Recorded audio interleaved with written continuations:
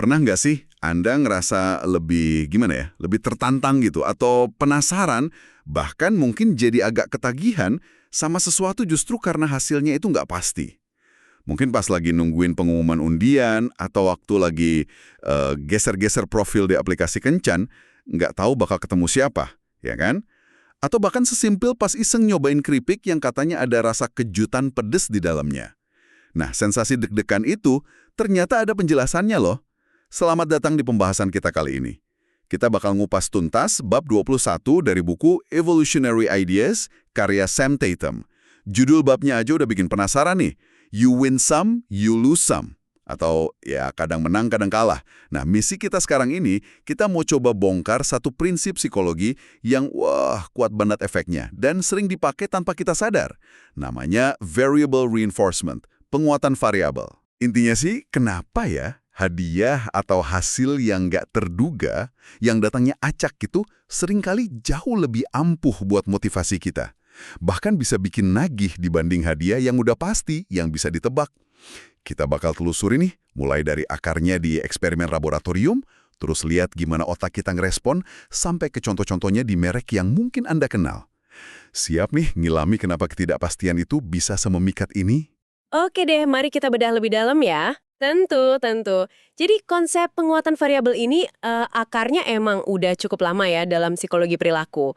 Kita mundur sedikit ke B.F. Skinner. Itu sekitar tahun 1949-an. Dia ini melakukan serangkaian eksperimen yang detail banget pakai alat yang terkenal itu Skinner Box. Di situ dia ngamatin gimana burung merpati belajar. Oh, yang merpati itu ya, yang dipatok-patok itu bukan sih? Nah, iya bener. Skenario awalnya cukup jelas sih. Merpati dikasih hadiah, biji-bijian gitu. Ini namanya penguatan positif. Dikasihnya setiap kali mereka matuk target tertentu pas lampu sinyalnya nyala. Jelas banget kan hubungannya? Patuk target pas lampu nyala, dapat makanan. Jadi ada sebab akibat langsung. Betul. Dan Skinner ini dedikasinya luar biasa loh. Dia nyatet data dari eksperimen ini, puluhan ribu jam. Bayangin aja, lebih dari 70.000 jam observasi. Dia ngukur respons merpatinya itu sampai ratusan juta kali. Ini nunjukin betapa dia serius nganggap fenomena belajar ini. Tapi, temuan kuncinya justru muncul pas dia mulai main-main sama jadwal ngasih hadiahnya. Main-main gimana tuh maksudnya? Hadiahnya diganti jadi lebih enak atau gimana? Bukan hadiahnya, tapi jadwal ngasihnya itu loh. Skinner nyoba sesuatu yang beda. Gimana kalau hadiah biji-bijian itu nggak dikasih setiap kali si merpati matuk target dengan benar, tapi dikasihnya cuma kadang-kadang aja. Acak gitu, si merpati nggak bisa nebak kapan dapatnya. Nah, ini yang disebut jadwal penguatan variabel. Oh, jadi nggak selalu dapat ya? Terus gimana hasilnya? Hasilnya, wah ini yang menarik. Merpati yang dapat hadiahnya acak-acakan gini, malah nunjukin perilaku matuk yang jauh lebih gigih, lebih getol gitu. Susah banget berhentinya. Bahkan nih, pas hadiahnya udah benar-benar di-stop sama sekali, merpati di kelompok ini terus saja matuk target. Berkali-kali lipat lebih banyak dibanding merpati yang selalu dapat hadiah pasti tadi. Loh, kok bisa gitu ya? Justru karena nggak pasti dapat malah makin getol. Ini agak aneh kedengerannya ya. Harusnya kan kalau pasti dapat lebih semangat. Itu dia. Ini sebenarnya ngingetin kita sama mekanisme di balik perilaku adiktif. Kayak kecanduan judi gitu misalnya, mesin slot atau lotre kan kerjanya pakai prinsip yang sama persis. Kemenangan datangnya acak, nggak bisa ditebak. Justru ketidakpastian kapan jackpot berikutnya muncul, itu yang bikin orang terus nyoba, terus masukin koin ya kan. Ternyata antisipasi sama ketidakpastian hadiah itu sendiri bisa jadi pengikat perilaku yang lebih kuat daripada hadiahnya itu sendiri. Jadi poinnya bukan cuma di hadiahnya, tapi lebih ke kapan dan apakah kita bakal dapetin itu. Itu ya pendorong utamanya. Kalau gitu, gimana dong penjelasan di otak kita? Ada nggak sih hubungannya sama biologi atau kerja otak? Nah, pertanyaan bagus banget. Dan ya, jelas ada. Penelitian neuroscience modern udah banyak ngasih pencerahan soal ini.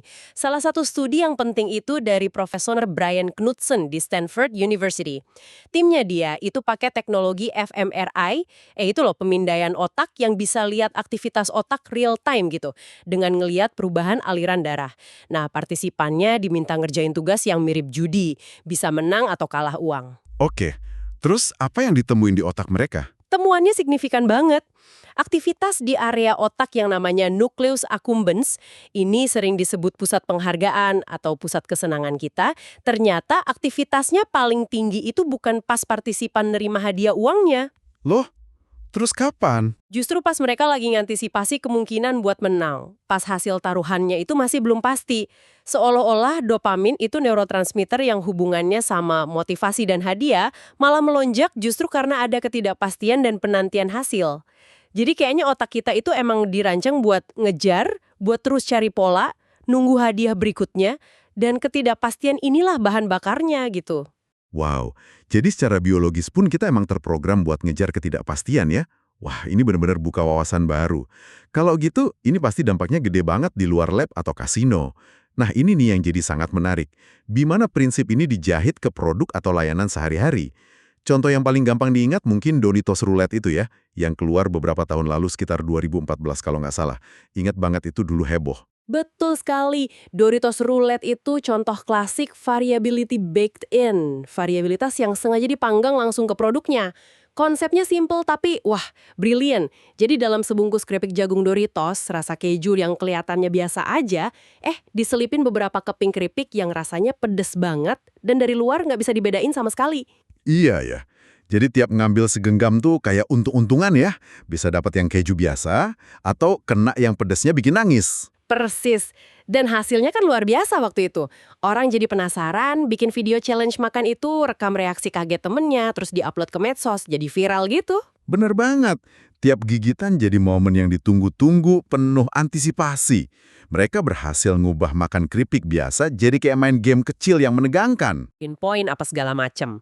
Mereka langsung suntikin elemen ketidakpastian dan antisipasi ke pengalaman makan produknya. Mirip lah sama beberapa restoran sayap ayam yang nawarin tantangan pedes dengan level pedes yang acak. Variabilitasnya jadi daya tarik utama. Ada lagi contoh lain, yang lebih legendaris udah lama banget malah pakai prinsip ini. Kinder Surprise. Kinder Surprise. Telur coklat yang ada mainan di dalamnya itu kan. Siapa sih yang nggak kenal? Anak-anak suka banget. Mungkin orang dewasa juga ya. Bener banget. Sejak pertama keluar tahun 1974, Kinder Surprise ini udah terjual puluhan miliar unit di seluruh dunia loh. Kekuatannya apa coba? Ya coklatnya enak, mainannya juga lumayan lah ya. Tapi elemen kunci yang bikin dia awet banget itu ya kejutan di dalamnya itu. Variabilitas yang ada di tiap telur. Kita nggak pernah tahu persis dapat mainan seri apa, karakter apa di dalam kapsul kuningnya itu. Tiap buka Kinder Surprise itu kayak pengalaman buka kotak misteri kecil-kecilan. Ketidakpastian ini yang bikin anak-anak, dan mungkin orang tuanya juga, terus beli lagi dan lagi. Jadi kepikiran nih, ada nggak ya contoh lain mungkin yang terapannya lebih halus gitu? Ada. Coba deh perhatiin merek coklat Tony's Chocolonely.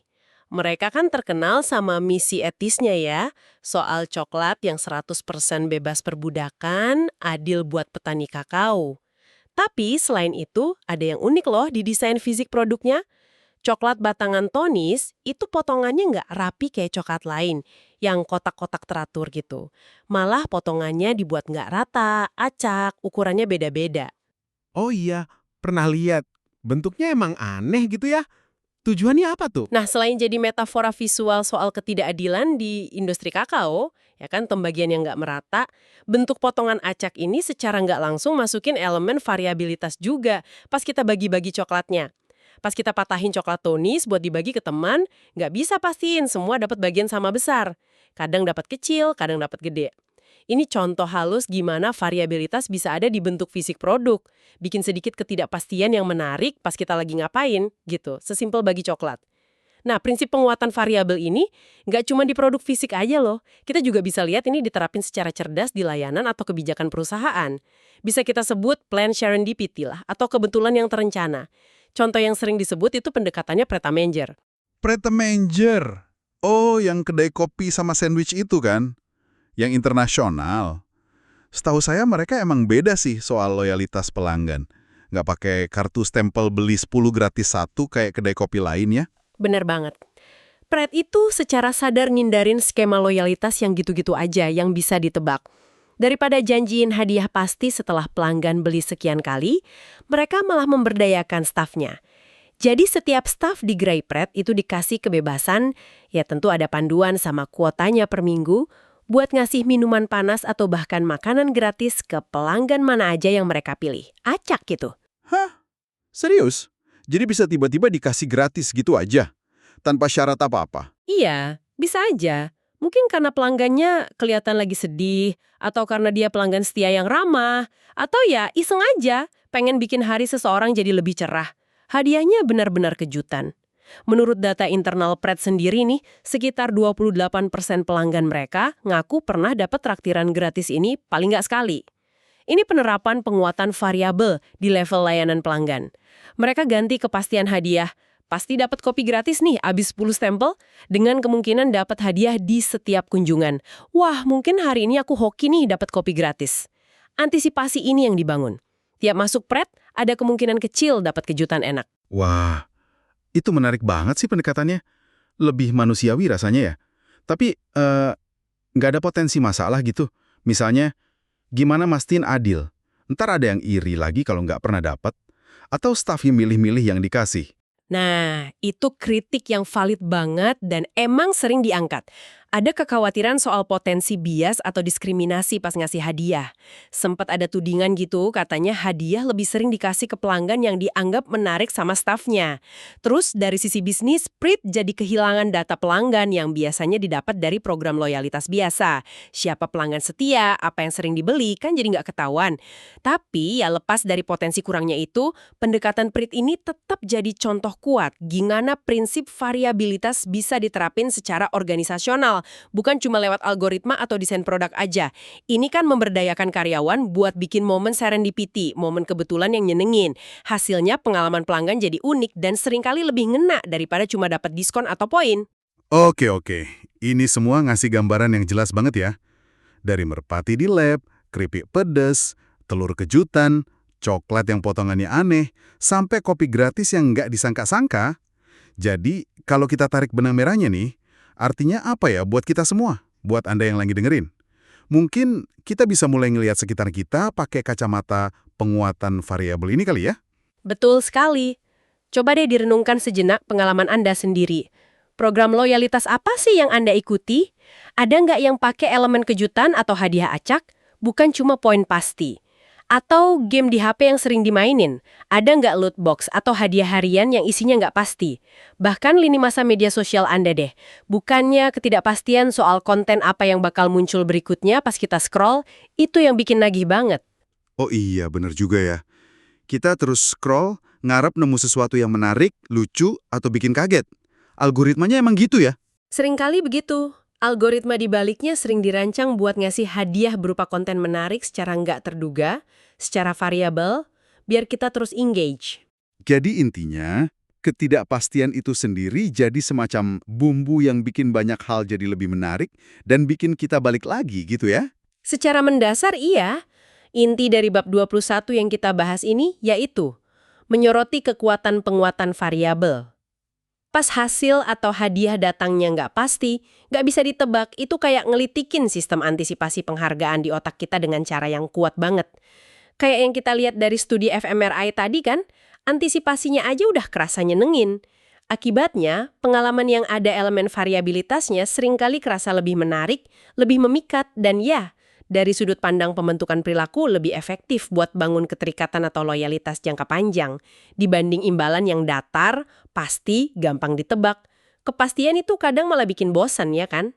Kita udah lihat contoh-contohnya tadi. Dari merpati Skinner yang getol matuk terus walau nggak dapat hadiah, sensasi viral Doritos Roulette yang mainin rasa takut dan penasaran, daya tarik Kinder Surprise yang awet karena misteri kecil di dalamnya, sampai pendekatan kebetulan terencana ala Pret Avenger yang bikin momen kejutan dalam layanan. Semua ini nunjukin betapa kuatnya prinsip kadang menang, kadang kalah buat ngejaga kita tetap terlibat, termotivasi, penasaran. Dan ada lapisan lain nih yang menarik, yang mungkin bisa kita gali lagi nanti. Variabilitas ini nggak cuma ngaruh ke apa yang kita lakuin sekarang, tapi juga gimana kita ingat sebuah pengalaman nanti. Psikologi kognitif nunjukin kita cenderung ingat pengalaman itu bukan rata-ratanya, tapi lebih ke puncaknya, momen paling intens, sama akhirnya, gimana pengalaman itu selesai. Pengalaman yang monoton, datar aja meskipun mungkin positif, cenderung gampang lupa. Sebaliknya, pengalaman yang ada kejutannya, ada puncak emosi tak terduga, baik positif atau negatif kayak pedesnya Doritos tadi, itu cenderung lebih nempel di ingatan. Variabilitas ini yang nyiptain puncak-puncak itu. Wah, itu poin bagus banget. Jadi nggak cuma bikin nagih saat ini, tapi bikin lebih keinget juga ya pengalamannya. Implikasinya gede nih, dari cara kita desain produk, layanan, sampai mungkin cara kita ngejalanin hidup. Nah, sebagai penutup nih, coba kita ajukan pertanyaan ini buat Anda renungkan. Kapan terakhir kali sebuah kejutan kecil, entah itu hadiah nggak terduga, hasil yang nggak pasti, atau bahkan tantangan yang nggak selalu bikin menang, malah bikin Anda ngerasa lebih nyambung, lebih semangat, lebih penasaran, atau bahkan lebih loyal sama sesuatu? Bisa jadi itu ke produk, layanan, hobi, atau mungkin hubungan sama orang lain.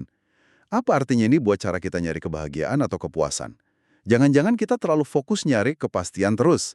Padahal, sedikit ketidakpastian itu justru bumbu penyedap yang bikin perjalanan hidup ini jauh lebih berwarna dan menarik. Mungkin nerima bahwa kita kadang menang, kadang kalah, itu justru kunci buat tetap terlibat penuh semangat sama dunia di sekitar kita. Coba dipikirkan